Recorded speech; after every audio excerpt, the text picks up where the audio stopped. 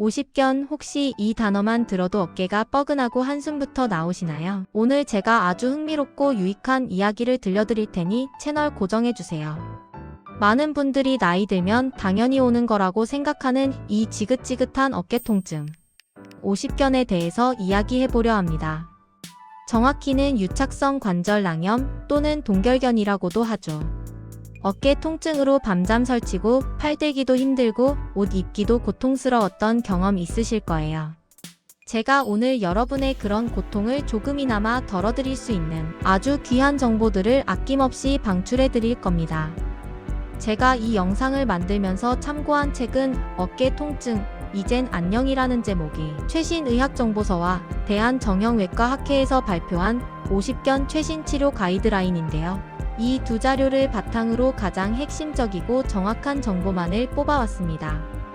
50견은 왜 생기는지, 어떤 증상이 나타나는지, 그리고 가장 중요한 치료법과 예방법까지 이 영상 하나로 50견에 대한 모든 궁금증을 해결해 드릴게요. 자, 그럼 지금부터 50견 파헤치기 시작해볼까요? 제가 장담하는데 이 영상 끝까지 보시면 50견 때문에 더 이상 고통받지 않으실 겁니다. 아마 이렇게 말씀하실 거예요. 아, 진작에 이 채널을 알았더라면 하고 말이죠. 그러니 끝까지 시청해주시는 센스 잊지 마시고요. 미리 좋아요와 구독 버튼 꾹 눌러주시면 더 좋은 영상 만드는데 큰 힘이 됩니다. 여러분, 50견이라는 이름 때문에 꼭 50대에만 생긴다고 생각하시는 분들 많으시죠? 저도 처음엔 그랬습니다. 하지만 이게 웬걸? 요즘은 30대, 40대에서도 발병률이 점점 늘고 있다고 해요. 스마트폰이나 컴퓨터 사용량이 늘면서 어깨를 혹사하는 일이 많아지고 격렬한 스포츠 활동이 증가한 것도 한몫한다고 합니다.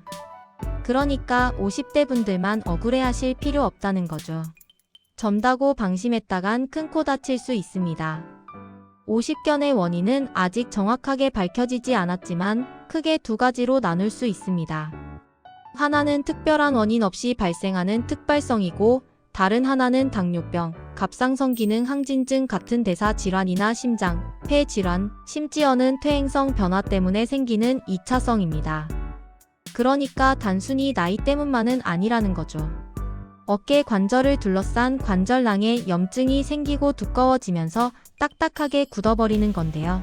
마치 어깨가 얼어붙은 것처럼 움직일 수 없게 된다고 해서 동결견이라는 이름이 붙은 겁니다.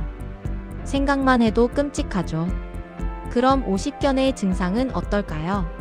처음에는 어깨가 좀 쑤시고 결리는 듯한 둔한 통증으로 시작합니다.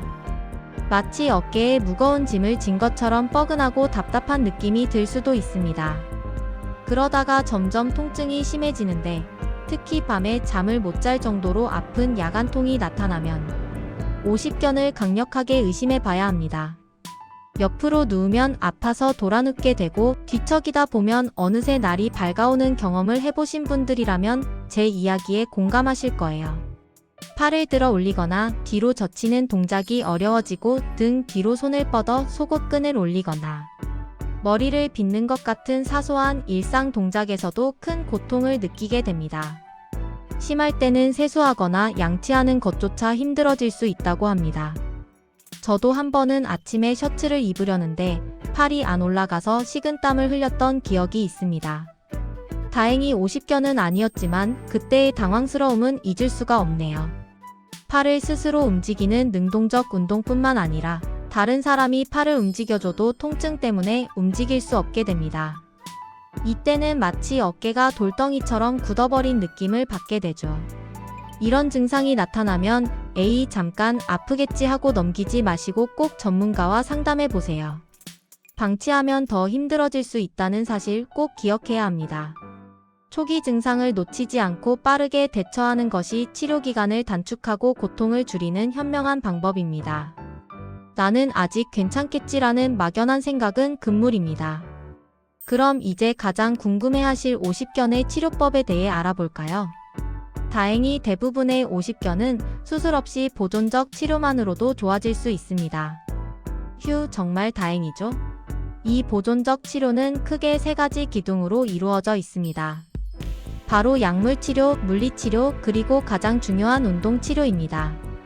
통증이 너무 심해서 일상생활이 어렵다면 염증을 가라앉히고 통증을 완화하는 진통소염제를 처방받아 복용할 수 있습니다. 이는 일시적인 통증을 줄여주어 재활운동을 할 수 있는 여건을 마련해주는 역할을 합니다. 동시에 물리치료를 병행하여 어깨 주변에 경직된 근육을 풀어주고 혈액순환을 개선하는 데 도움을 줍니다. 온열치료로 어깨를 따뜻하게 해주거나 전기치료를 통해 통증을 줄이고 근육 이완을 돕는 방식이죠. 그리고 제가 오늘 가장 강조하고 싶은 것은 바로 운동치료, 즉 재활운동입니다. 굳어버린 어깨 관절의 운동 범위를 회복하고 주변 근력을 강화하는 스트레칭과 운동을 꾸준히 해주는 것이 핵심 중의 핵심입니다. 의사의 지시에 따라 적절한 강도로 꾸준히 반복하는 것이 무엇보다 중요해요. 특히 운동 전에 온찜질을 하고 나서 스트레칭을 해주면 굳어있던 근육과 관절이 부드러워져서 효과가 훨씬 좋다고 하니 꼭 기억하세요. 따뜻한 물에 샤워를 하고 스트레칭을 하는 것도 좋은 방법입니다. 그래도 통증이 너무 심해서 일상생활이 어렵고 재활 운동조차 힘들다면 염증을 줄여주는 주사치료를 고려해 볼 수도 있습니다. 스테로이드 주사는 강력한 항염증 효과로 통증을 빠르게 줄여줄 수 있지만 자주 맞으면 부작용이 있을 수 있으니 의사와 충분히 상담해야 합니다. 히루안 주사는 관절의 윤활 작용을 돕고 연골을 보호하는 역할을 하며 PDRN 주사와 PRP 주사는 손상된 조직의 재생을 돕는 주사로 최근 주목받고 있습니다. 하지만 무조건 주사만 맞는다고 능사는 아니라는 점. 주사는 일시적인 통증 완화에 도움이 될 뿐 근본적인 해결책은 아닙니다. 반드시 운동치료와 병행해야 최상의 효과를 볼 수 있습니다. 만약 6개월 이상 꾸준히 보존적 치료를 했는데도 효과가 없고 어깨의 움직임이 전혀 개선되지 않는다면 그때는 수술적 치료를 고려할 수 있습니다. 관절 내시경을 이용한 관절낭 유리술이라는 수술인데요. 아주 작은 구멍을 통해 내시경을 삽입하여 굳어진 관절낭을 절개하고 풀어줌으로써 어깨의 운동 범위를 회복시켜주는 방법입니다. 최소 침습 수술이라 회복이 빠르다는 장점이 있습니다. 이 외에도 충격파 치료 ESWT 같은 최신 치료법들도 많이 시도되고 있지만 아직은 과학적 근거가 충분하지 않아서 표준 치료법으로 인정받지는 못하고 있습니다. 침치료와 뜸치료 같은 한의학적인 치료도 통증 조절과 운동 범위 회복에 도움이 된다는 보고가 있으며 실제로 많은 분들이 한의학적 치료를 병행하여 좋은 효과를 보고 있기도 합니다. 중요한 건 어떤 치료법이든 본인에게 가장 적합한 방법을 선택하고 인내심을 가지고 꾸준히 치료받는 것이라는 점입니다. 여러 치료법의 장단점을 잘 이해하고 의사 또는 한의사와의 충분한 상담을 통해 자신에게 맞는 맞춤형 치료 계획을 세우는 것이 현명합니다. 한 가지 방법만 고집하기보다는 다양한 접근 방식을 열어두고 전문가의 조언을 구하는 자세가 필요합니다. 50견은 예방과 자가 관리가 정말 중요합니다. 제가 강력히 추천하는 몇 가지 방법을 알려드릴게요. 첫째, 꾸준한 스트레칭입니다.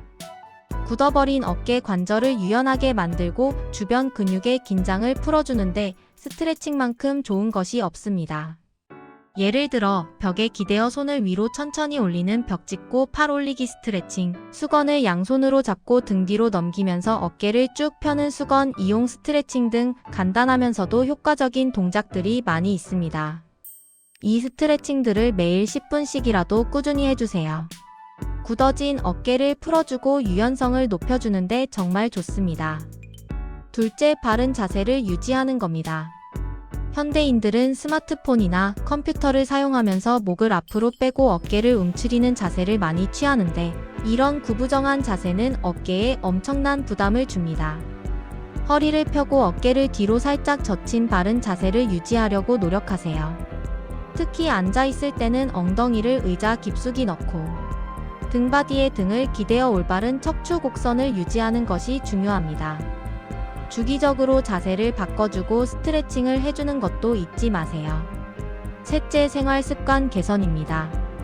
잠을 잘 때 높은 베개를 사용하거나 옆으로 누워 자는 습관은 어깨에 부담을 줄 수 있습니다. 가능하면 낮은 베개를 사용하고 천장을 보고 바르게 눕는 자세를 취하는 것이 좋습니다. 만약 옆으로 누워 자야 한다면 어깨와 팔 사이에 베개를 끼워 넣어 압력을 줄여주는 것도 한 방법입니다. 마지막으로 온찜질과 냉찜질을 적절히 활용하는 것입니다. 어깨 스트레칭 전에는 온찜질로 근육을 이완시키고 혈액순환을 촉진하여 스트레칭 효과를 극대화할 수 있습니다. 반대로 통증이 심하거나 급성 염증 반응이 의심될 때는 냉찜질로 염증을 가라앉히고 통증을 줄여주는 것이 좋습니다. 이 4가지만 꾸준히 실천해도 50견으로부터 자유로워질 수 있습니다. 이 자가관리법들을 꾸준히 실천하는 것이 장기적인 어깨 건강을 지키는 비결이라고 할 수 있습니다. 제가 앞서 말씀드린 웹 검색 결과에서 한국인의 정서에 대한 내용도 있었는데요. 이게 참 중요한 부분입니다. 예전에는 50견을 나이 들면 당연히 오는 병이라고 생각해서 참고 버티는 분들이 많았어요.